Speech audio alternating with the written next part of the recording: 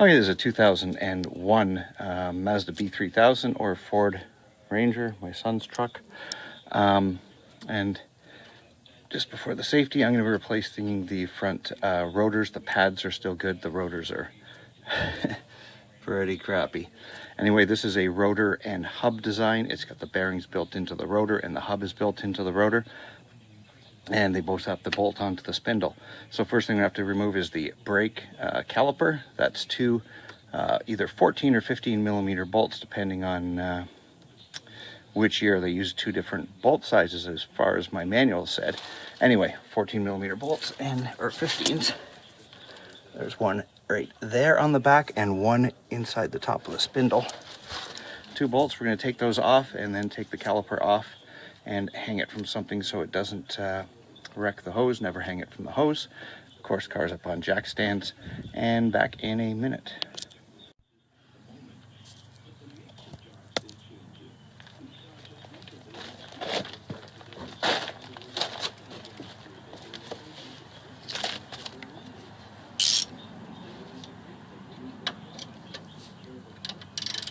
I've already loosened these with a cheater bar or breaker bar. If they were on this loose, we'd be in real trouble.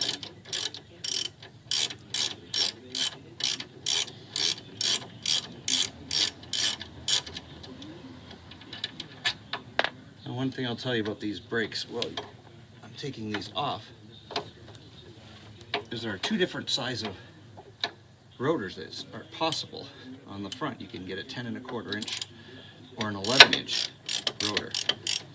And when you take them off, you'll measure it side to side to see which one you have. The new rotors will come with the hubs with the bearing races pressed in, but you'll have to use your old bearings and you'll need a new dust seal. I'll show you that in a minute.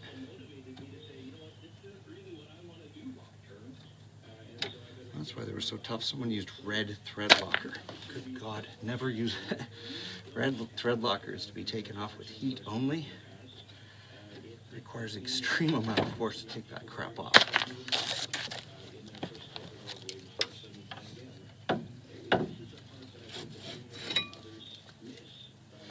Yeah, these pads are still good.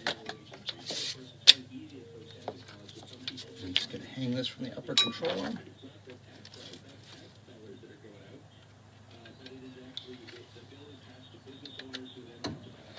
So it's not hanging by the brake hose. Off and spinning freely. I'll be back in a second to take off that dust cap. Okay, so here's the old dust seal. And we're going to pop this off just with a big screwdriver or pry bar. And it should just pop out.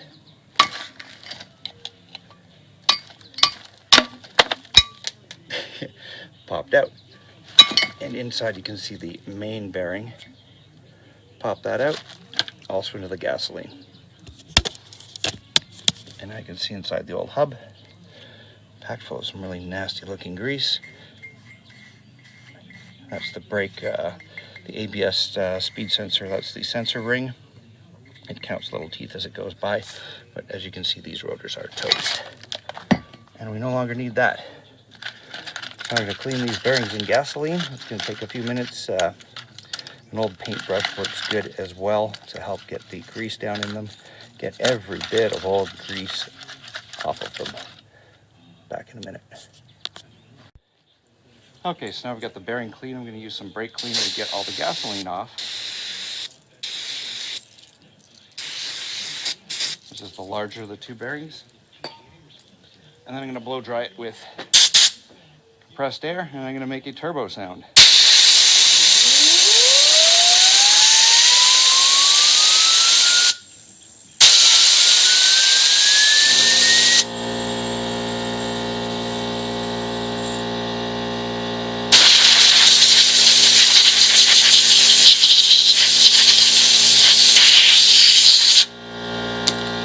So those are all now nice and clean, and we can pack them with new grease. I'm using synthetic Mobil 1 grease, and I'm just going to fill my hand full of grease and squeeze it in so the bearings are fully packed. Sorry, compressor's on. So the bearings are fully packed full of grease. Oh, might as well do that right on camera. Hold on 1 second. Let's grab some grease.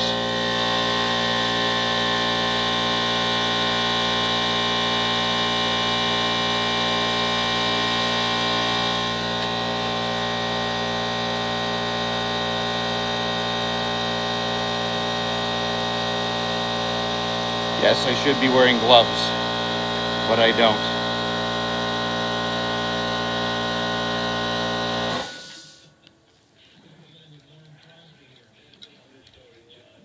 Just basically going to smash it in, squeeze it in, and pack it into all the little cracked nooks and crannies. Get all the bearings covered. It'll take you about a minute to squish it all in there.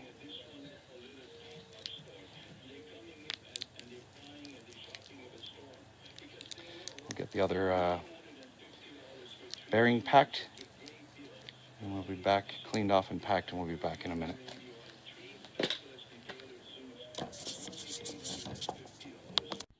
Okay, here's our new rotor with the new ABS ring on it. They usually have a film of protective grease on them from the factory, so I'm going to spray both sides down and take that protective grease off, wipe it off, brake cleaner.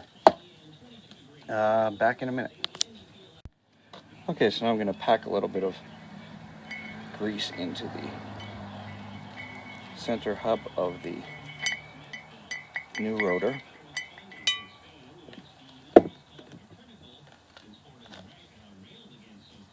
Get some on the lip where the seal's going to go. And we'll be filling in the dead center a little later. Take the big bearing, drop it in small end first. So you got a small end and a big end. The small end goes in.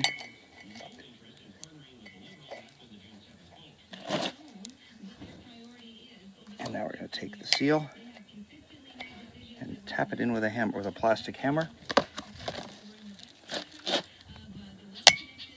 You can use a regular hammer. I should be holding this, but I'm holding a camera. Hold on, I'm going to put this camera down for 1 second. Let's see if I can get this over here. You can actually see it.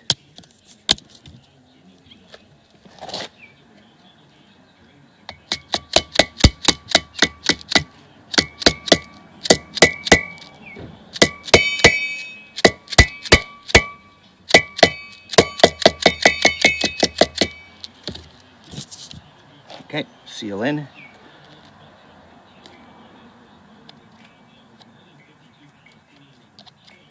Okay, back in a second.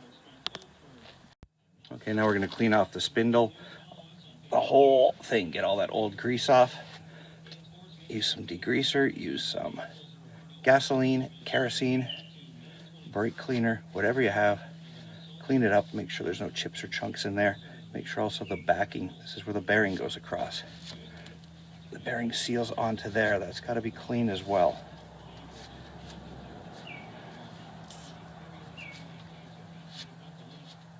So I'm going to spray that off with some brake cleaner, use some shop towels and clean that off, and I'll be back in a second to pop the hub or the new rotor on.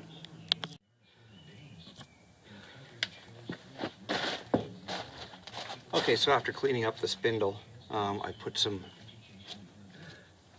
synthetic grease all over the back and where the seal is going to slip over. And we can slip the rotor back on.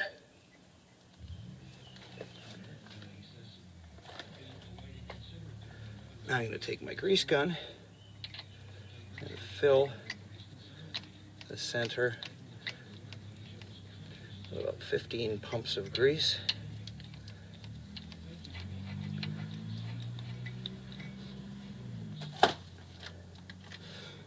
The small front bearing that has already been cleaned. Again, small end in, big end out. Push that in.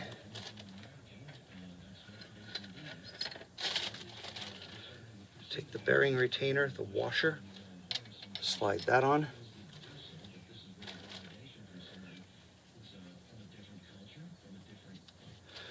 And we've got the nut that holds the bearing on.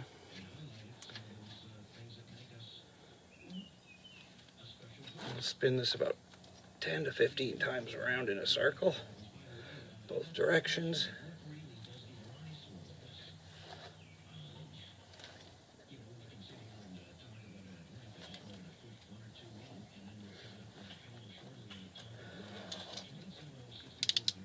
Torque wrench set to 22 foot-pounds. You can go between 20 and 25. And we're going to tighten that center nut and preload the bearing at 20 to 25 foot-pounds. I think that was it. There it goes.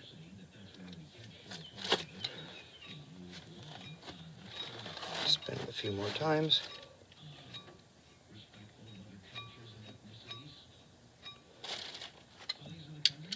This is a 1 1/16 inch socket, or I think it's 26 millimeters.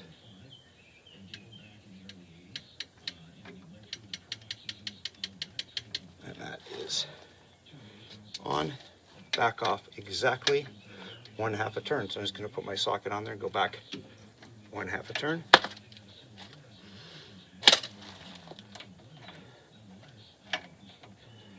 And since I can't set inch pounds on this torque wrench and my other torque wrench that is in inch pounds, I don't have a 1/2 inch adapter for it. I'm going to put this on with the socket by hand and just about as tight as I can put it on there. That should be about 18 to 20 inch pounds, which is like 2 foot-pounds. It's almost nothing. Should barely be on there. Check for pulling back and forth and wobbling in and out. Check for any play in the bearings, which there isn't.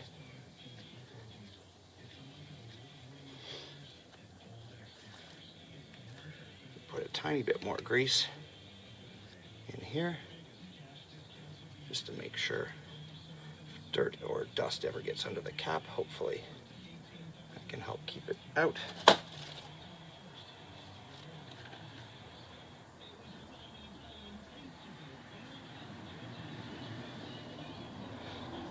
Take the retainer, you line up these little teeth. There's a hole in the top and bottom of the spindle. There's a hole there. And align this one up with the hole.